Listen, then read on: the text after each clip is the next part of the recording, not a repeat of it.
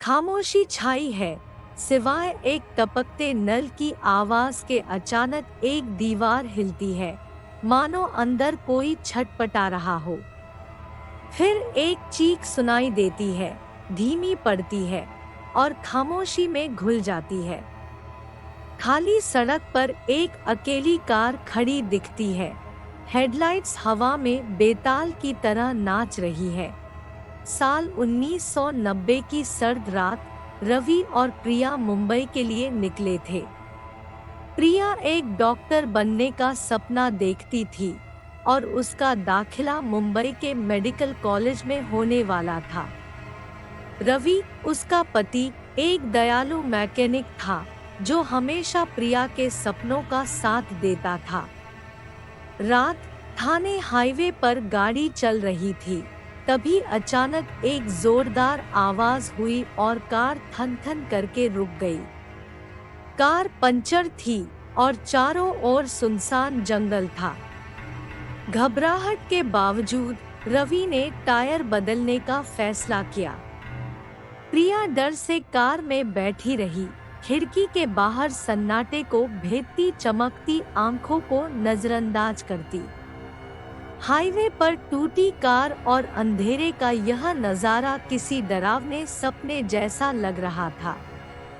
आखिरकार रवि ने टायर बदल लिया और वे मुंबई की ओर चल पड़े। परंतु उस रात कुछ बदल गया था।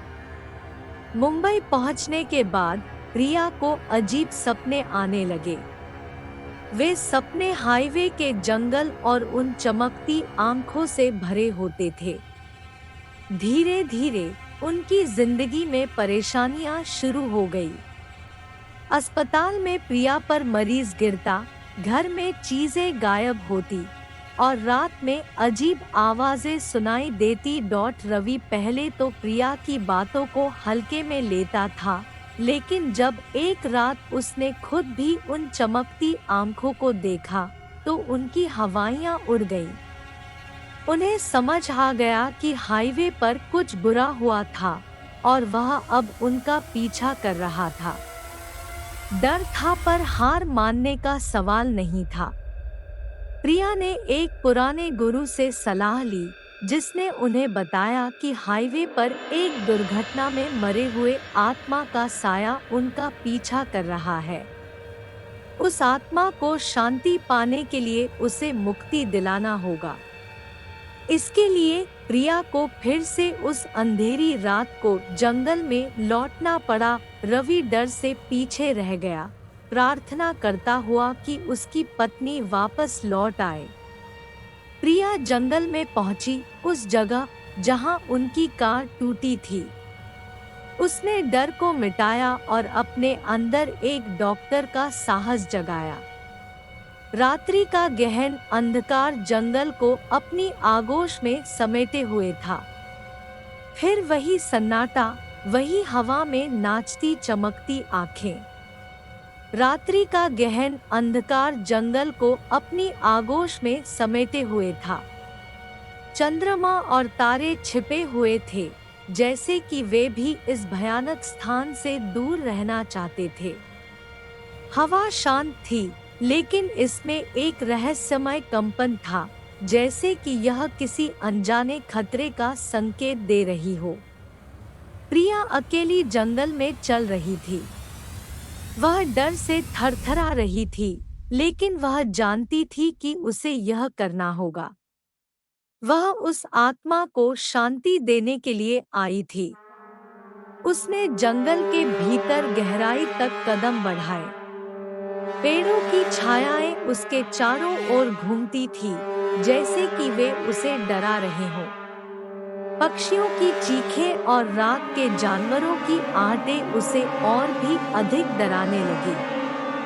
हवा में सन्नाटा था, सिवाय एक ऐसी खामोशी के जो खून को जमा देती थी।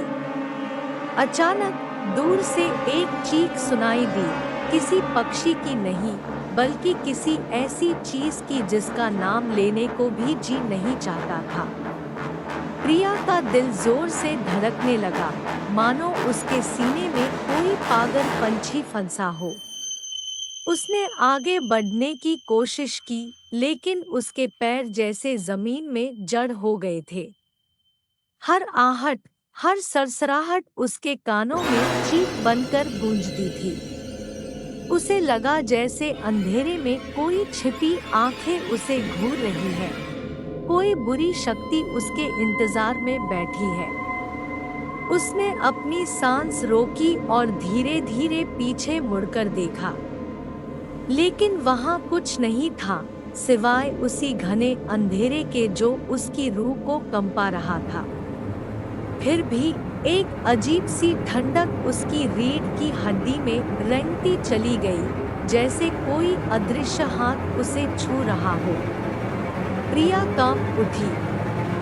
वह जानती थी कि उसे वहां से भागना चाहिए, लेकिन उसके पैर मानो हिल ही नहीं रहे थे।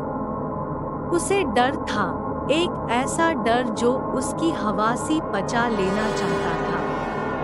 वह बस अपनी आंखें बंद करके भगवान से प्रार्थना कर सकती थी कि यह बुरा सपना जल्दी से टूट जाए। अचानक उसे एक आवाज सुनाई दी, तुम यहाँ क्यों हो?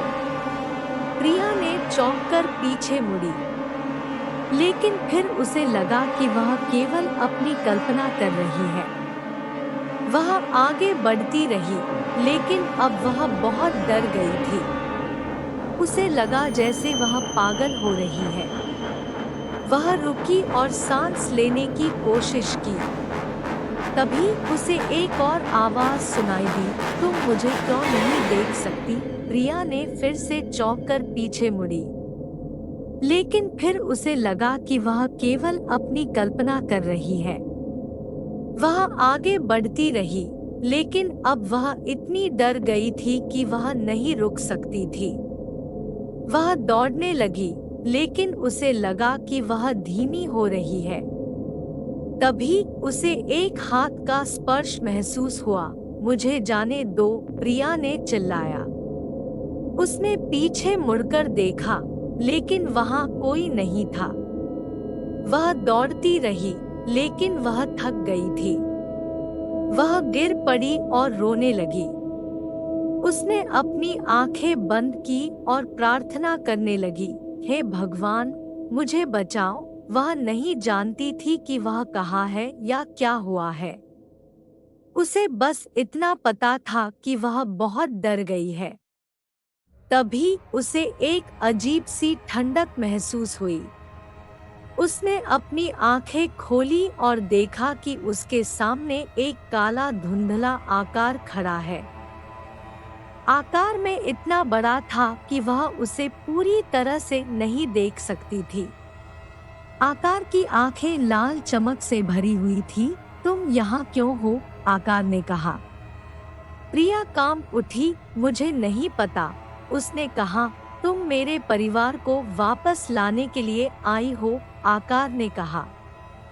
लेकिन तुम कभी भी ऐसा नहीं कर सकती, प्रिया ने आंखों में आंसू भर लिए। मैं आपकी मदद करना चाहती हूँ, उसने कहा। तुम्हारी मदद से कोई फर्क नहीं पड़ेगा, आकार ने कहा।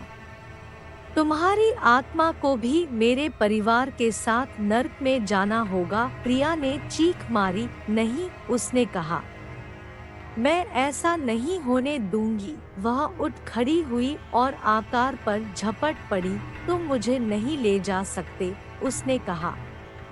आकार ने उसे एक तरफ फेंक दिया। तुम बेवकूफ हो, उसने कहा। तुम मुझे रोक नहीं सकती, आकार ने प्रिया की ओर बढ़ाया। प्रिया ने अपनी आंखें बंद कर ली और प्रार्थना करने लगी। तभी उसे एक चमक महसूस हुई। वह आंखें खोली और देखा कि आकार गायब हो गया है। प्रिया ने राहत की सांस ली। वह उठ खड़ी हुई और जंगल से बाहर निकल गई। वह रवि के पास वापस आ गई और उसे सब कुछ बता दिया। रवि ने उसे गले से लगा लिया। मैं तुम्हारे साथ हूँ, उसने कहा। हम इसे एक साथ करेंगे, प्रिया ने रवि को गले से लगा लिया। वह जानती थी कि यह लड़ाई अभी खत्म नहीं हुई है। आत्मा अभी भी बाहर थी और वह वापस आएगी। दोस्तों, कृपया अधिक से अधिक डरावनी कहानियों के लिए ब्रेनी फन यूनिवर्स चैनल को लाइक और शेयर करें और सब्सक्राइब करें।